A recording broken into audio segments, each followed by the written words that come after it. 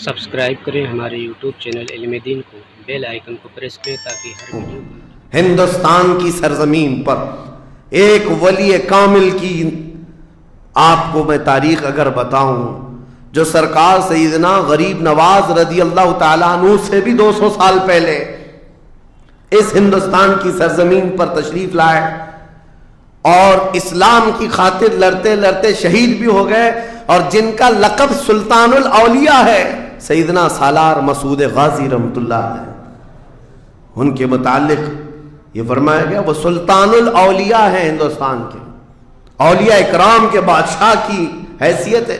सरकार गरीब नवाज से भी पहले आए, लेकिन उनकी उम्र उनकी शहादत के वक्त 19 साल की थी। सिर्फ 19 साल की उम्र में वो मकाम अजीम पा लिया। हमारी तो जिंदगी की उम्रें पता नहीं कितनी चली गई और हम में से कोई कारनामा ना हो सका, कारनामा ना सही जिंदगी गुजारने का सलीका भी नहीं आ सका। कारनामे ना हो तो अलग बात है, लेकिन मुसलमान तो बन जाता कोई। अजीज़ान गिराम वक़ार, मैं आपको एक बात बता दूं, जो ज़िंदगी मिली है कुछ ऐसा कर जाओ कि तुम्हारी तारीख रकम हो जाए, वरना कब्रस्तान जा कर के देखना, वहाँ तो लिखे हुए कतबे भी मिट गए, कब्रों में कौन सोया है उनको भी लोग फरामोश कर चुके, भूल गए, सब भूल गए। लेकिन कुछ हस्तियां हैं जो हमेशा आबाद रहती हैं। ये वो लोग हैं जिन्होंने इस रूए जमीन पर अपनी जात के लिए नहीं, अल्लाह की रजा के लिए जिया करते थे, अल्लाह की रजा के लिए जिया करते। आज मैं ये बात कहना चाहता हूं नौजवानों से, तुम्हें पता है मुंबई की सरजमीन पर लाखों नौजवानों की तादाद है, मैं जानता हूं, लेकिन इनमें से कोई इनकलाबी नौजवान हो, कोई दीन की तरफ बढ़ने वाला, हसास दिल रखने वाला क्यों नहीं। खास तौर पर आपके इन इलाकों में तो नशा इतना आम कर दिया गया है। हम दूर दराज इलाकों से सुनते हैं कि मुसलमानों की मेजॉरिटी वाले इलाके, यहाँ नशा बिकता भी है, करते भी हैं, रात भर इसी में पड़े रहते हैं। किसने इस दुनिया में तुम्हें मुलविस किया है?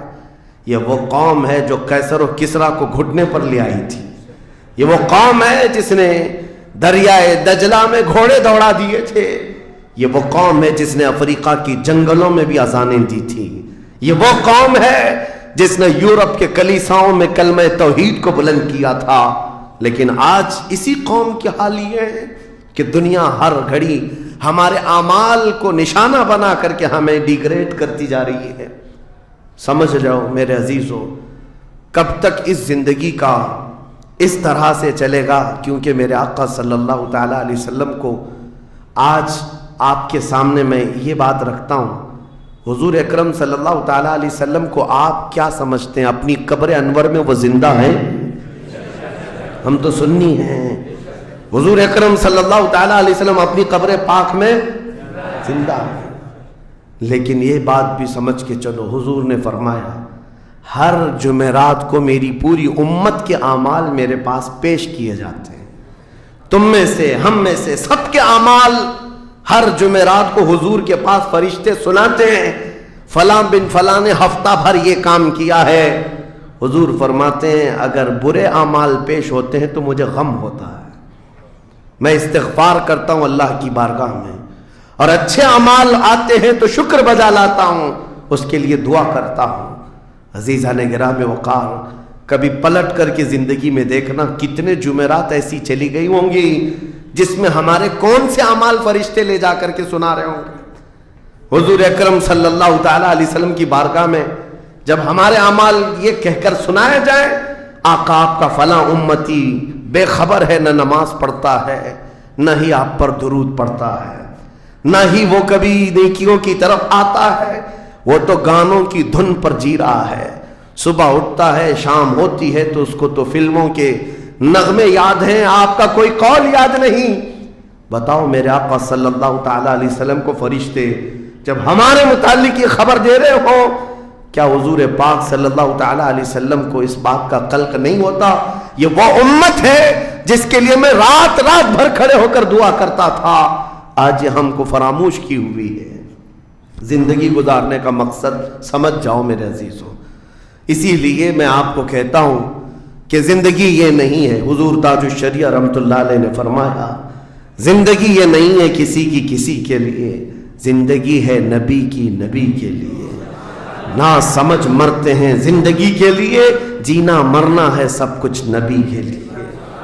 جو لوگ یہ سمجھ جائیں اس نقطے کو، انہوں نے زندگی کی مرادوں کو پا لیا ہے، وہ حصولیاب ہو چکے ہیں. لیکن جو اب تک بھٹکے ہوئے ہیں ان کو میں دعوت فکر دوں گا. ایک بار سوچ لو، ایک بار سوچ لو، ویسے ہی دنیا ختم ہونے والی ہے اور تمہاری موت آنے والی ہے. ایک بار سوچ لو، ایک بار سوچ لو کہ ہمارے ساتھ آخرت میں ہونا کیا ہے، قبر میں ہمارے ساتھ بیٹھنے والا کون ہے، ہمارے ساتھ تنہائی کا نگہبان کون ہے، اور محشر کے اس بھرے میدان میں ہمارا ہاتھ پکڑنے والا کون ہے. جب بار بار یہ سوچو گے تو اس فکر کو پہنچو گے کہ وہ صرف اور صرف ایک ہی ذات ہے.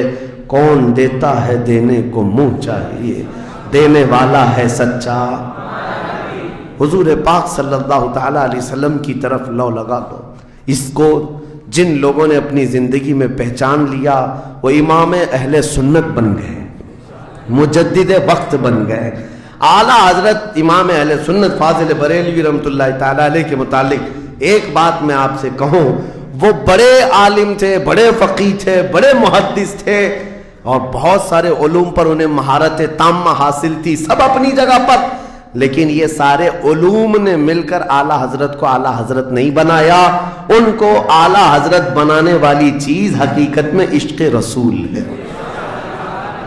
حضور پاک صلی اللہ تعالی علیہ وسلم سے بے انتہا لگاؤ یہ مقام پیدا کر دیتا ہے، یہ مقام. ورنہ عالم تو بہت سارے، کتابیں لکھنے والے بھی بہت سارے، لیکن جس نے عشق کی بولی بولی دنیا اس کو پہچاننے لگ جاتی ہے، دنیا اسے پہچاننے لگ جاتی ہے. زندگی کا مقصد وہ سمجھ گئے کہ ان کی غلامی کرنے میں ہی یہاں پر عروج و ترقی ہے.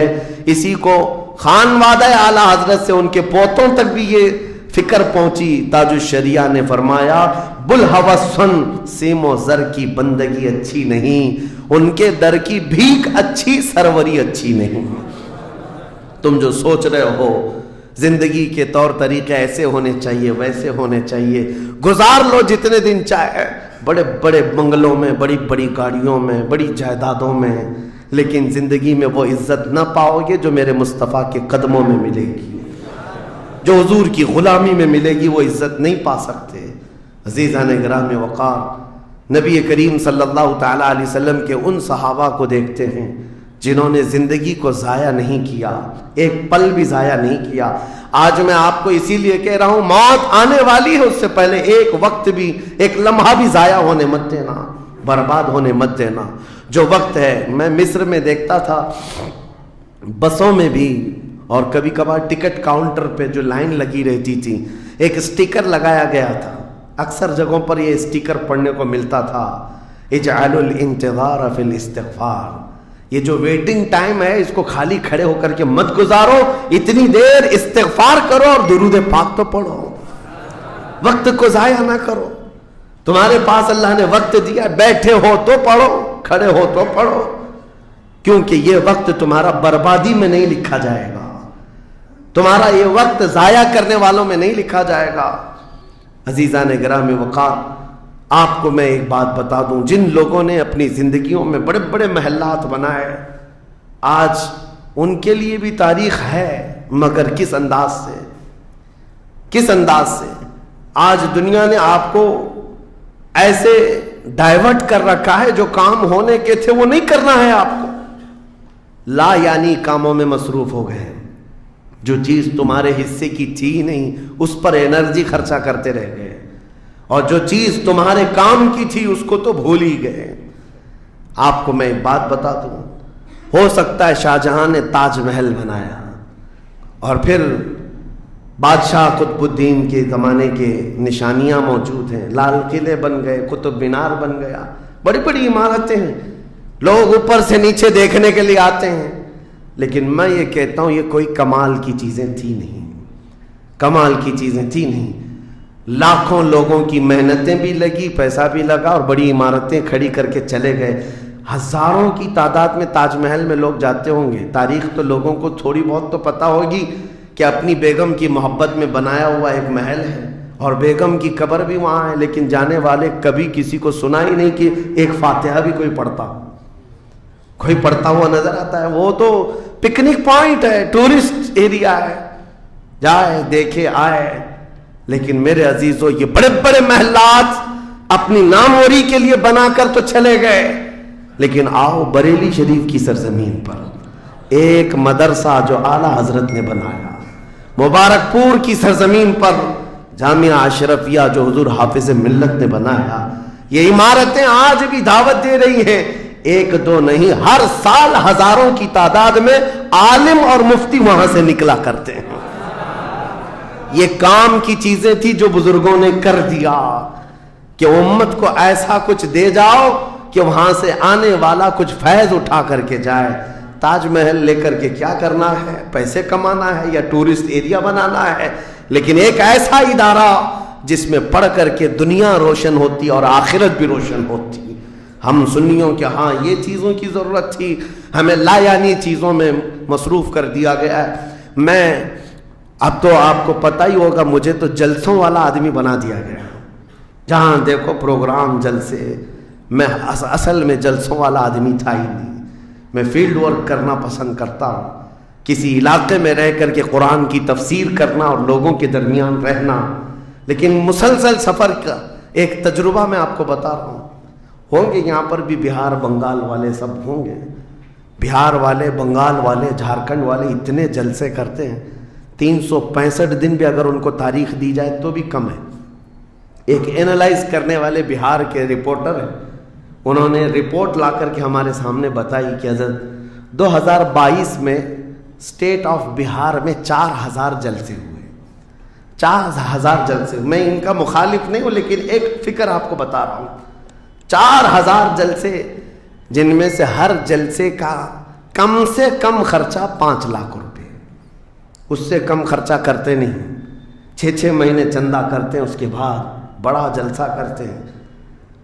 کیلکولیشن کر کے دیکھا گیا تو سال میں 2000 کروڑ روپے خرچے ہوئے، 2000 کروڑ روپے۔ میرے عزیزو، ٹھیک ہے یہ سب اپنی جگہ پر، لیکن پورے اسٹیٹ پر گھوم کر کے دیکھیں تو مسلمانوں کے نام کی ایک یونیورسٹی بھی نہیں ہے، کوئی ایک بڑا ادارہ نہیں قائم کر سکے۔